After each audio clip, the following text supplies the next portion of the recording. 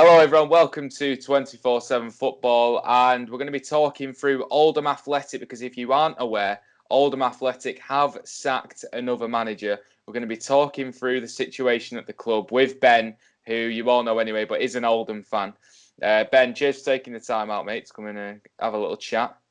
I know, yeah. Well, to be fair, if we're chatting about Oldham, I usually try and avoid it nowadays. I don't really want to go into it, but I thought, I might as well do this video after, the 8th sacking since January 2018. So, yeah, it's definitely a talking point, something that we can really get our teeth into. Yeah, absolutely. And it seems like as far as clubs being run goes, Oldham seems to be at the bottom of the list in terms of how well they are actually being run. I think Abdallah Lemzigham, like we said, he came into the club. He took over January 2018. He's gone through 8 managerial stints in that time. I think 7 individual managers as well. So Dino Mamria sacked in suspicious circumstances, Ben, because surely if you were going to sack a manager, you'd sack him just as the season's ended. Why wait till the season starts in about 4 weeks' time? Yeah, it was a weird one, to be honest. I mean, I've heard quite a few rumours. Take these with a pinch of salt. I don't know if these are true. But apparently Dino was actually furloughed for the full time that we were off.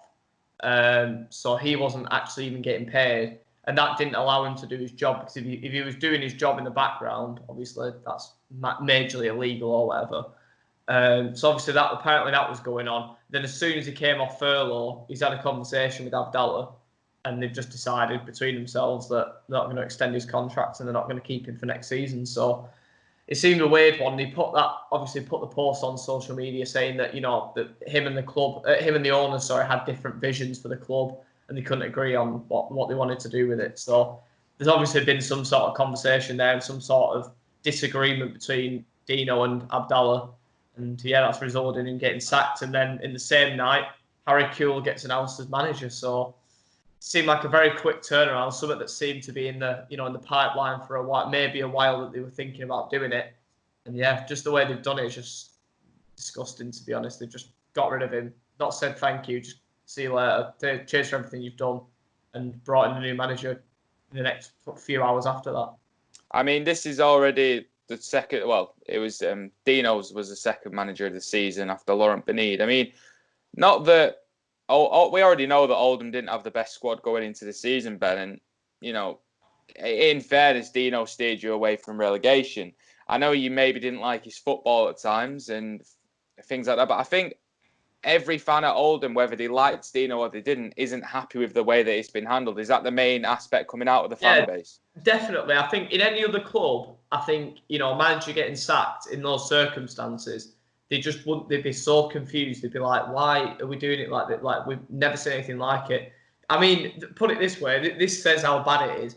The morning that he got sacked, he sent a message to one of our supporters saying, I'm hopefully going to have some good news coming out today. That was in the morning, and in the afternoon, he was sacked. So that just shows the absolute circus that's going on, that a manager can think he's got plans in place to do this and do that, and then he go into the boardroom, oh yeah, by the way, we're getting rid of you. So there must be no indication to him that it was going to happen. And the way they've gone about it is just typical Oldham. It was the same with Benide. Just literally out the blue, oh, he's gone. That's it. No thank you, no explanation, just got rid of him and brought in Dino almost instantly. I mean, put it this way, when we first went to get Dino, apparently, this is only rumours, but very strong rumours, that we actually tried to get him as manager while he was at Stevenage. He's doing very well there, and apparently we tried to tap him up and tried to get him to sign, come to Oldham, which is in the EFL rule book, that's massively not allowed. If you do that and you get caught for doing it, you can get like points deductions, massive fines, and what have you. And apparently that's basically how we got Dino, is because we tapped him up while he was at Stevenage. And obviously, when he got sacked, brought him in straight away. Got rid of Benide and brought him in straight away. So, there's been a relegation since Abdallah Lemzigham took over. When he came into the club, no previous footballing experience at board level. He was an agent. And do you think his lack of experience has really shown during his time at Oldham as well? Oh yeah, 100%. I think, to be honest, at first I sympathised with him because I thought he was there for the right reasons. He wanted to pump money into the club, and ultimately it just seemed like he might have been a little bit out of his depth. But the biggest mistake he made was bringing in people that are exactly the same boat as him. So he brought in his brother, the sporting director, who's never done that job before, no experience in it. He's got coaching badges. I think that's about it. He brought, obviously, you look at the boardroom, he's got Natalie Atkinson there. And I'm not even going to go into that because she's had previous at other clubs where she's had a bit of stick. You got Barrio in there, who all the supporters absolutely despise, can't stand him. I think he's the main one, isn't it, where everyone just can't stand him? Absolutely can't stand him. And and he's brought in a few others. So the people he's got around him was such a negative influence on the football club. Some of them come in with a bit of experience, but most of them just had no idea what they were doing, and they're still there to this day. So until that boardroom changes, until he gets the right people around him, fair enough, he's going to keep putting the money in. You've got to respect him for the amount of money he's put into the club. It's estimated he's putting around nearly 10 million euros, which is probably about 9 million quid. So he's put a lot of money into the club, but we've got nothing to show for it because it's been spent in the complete wrong areas and the completely wrong way. From top to bottom, there's just people that don't know what they're doing. Simple as. So when you've got people like that around you, you're never going to succeed. And the sooner he realises that, the better. But is he going to get rid of his brother? Probably not. Is he going to get rid of Barrio, who's been there since he was there? Probably not. Is he going to get rid of Natalie Atkinson? He brought her in, so probably not. So he's just surrounded by people that don't seem to be qualified for the job that's at hand, really. I know you say there as well. Is there a little bit of a yes man culture at Oldham as well around Abdallah? And we saw that with the managers as well. Paul Scholes, when he came in, didn't want to be a yes man, and ultimately he left the club because of that. Does that worry you about any manager that comes into Oldham? There's always been suspicions, which is crazy for probably outside fans watching this, that Abdallah and his brother have an influence on the team selection. Yeah.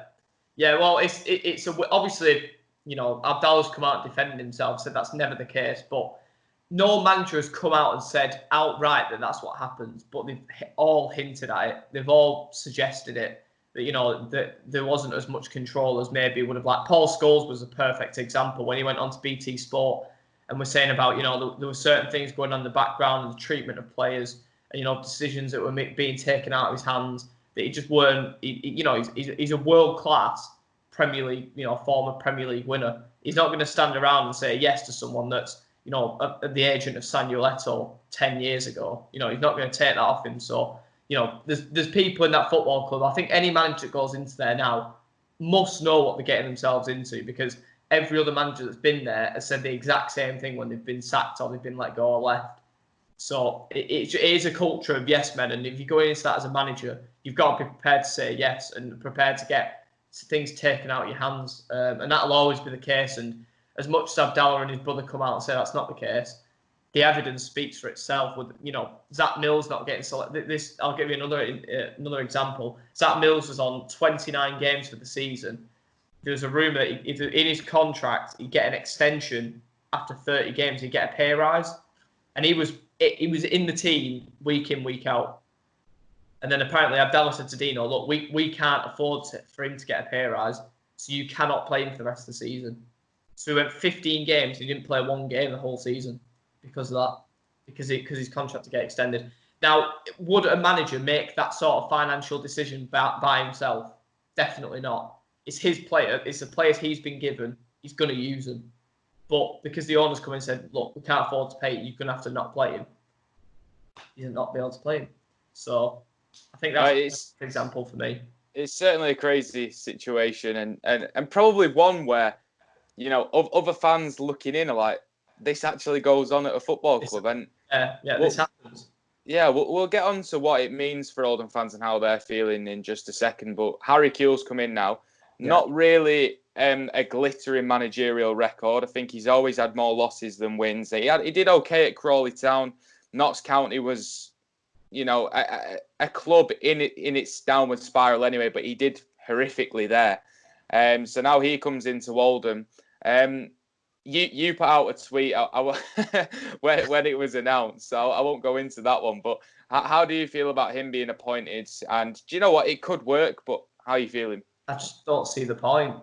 I just don't see what is the point in getting rid of Dino and bringing in someone that's got less experience than him, a worse win record than him, and less accolades than him. What's the point? I just don't see the reasoning behind that. The only reason I can see him bringing in, and this is God's honest truth, is because they're looking at the playing career he's had, the connections he's got, and he might get a few loan players from Leeds or Liverpool. That's it. That's the only reason I can think they've brought him in, because he's got, fair enough at Notts County. I think he won 3 games on the bounce when he took over. I think he lost a couple and he won 3 on the bounce.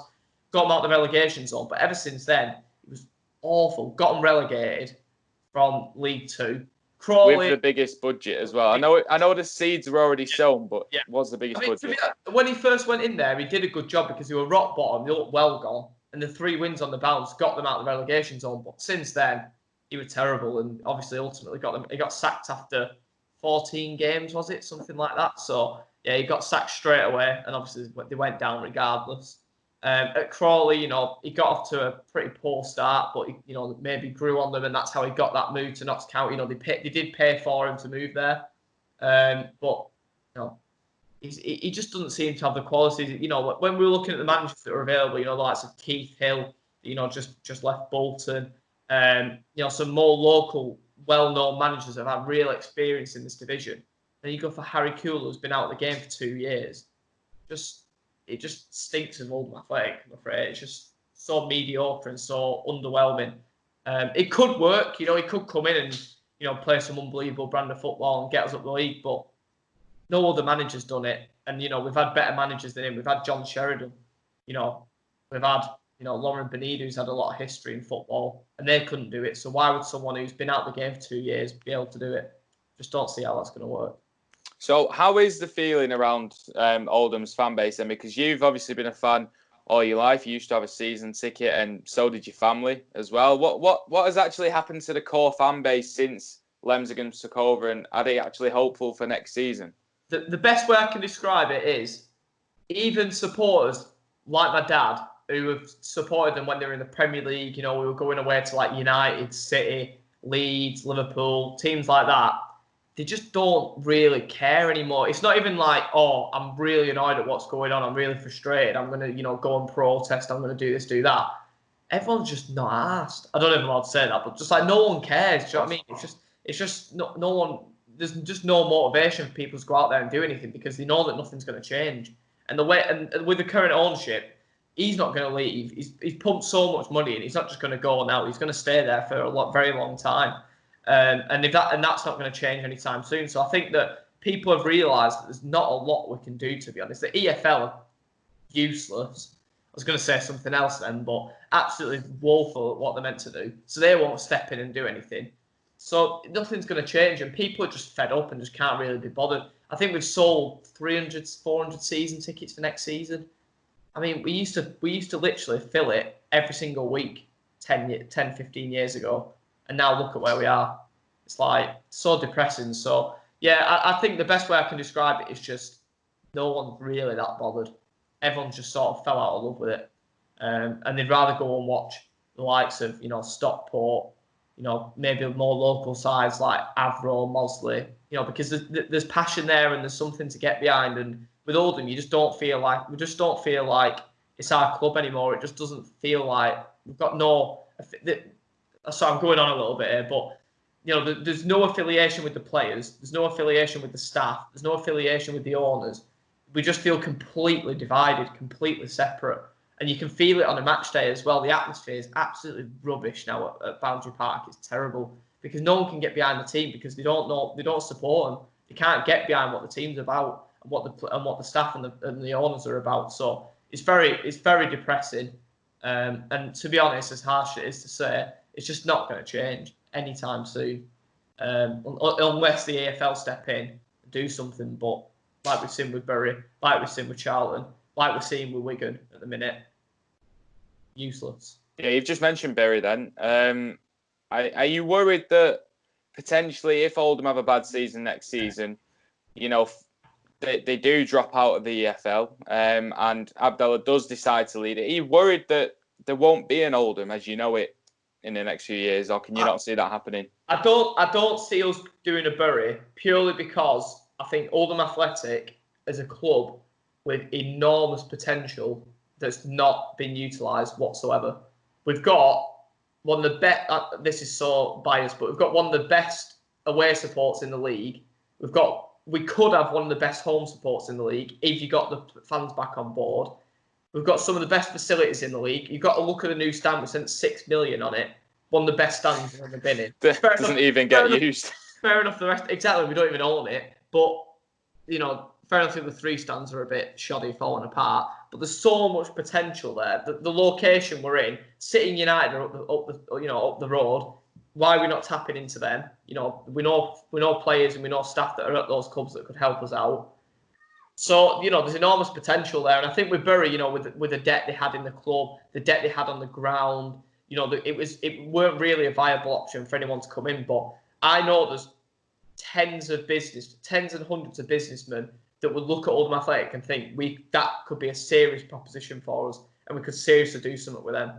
So it's not a case of no one wants to buy us. It's just a case of we've got an owner that just wouldn't sell. And if he does sell, he's going to ask for a lot of money because he's put so much in already. And that's what he just will not get rid of it. It's his little baby at the end of the day. He's put so much money into it. He's not going to let it go for free. So until he leaves or steps aside, we'll just have to keep putting up with it.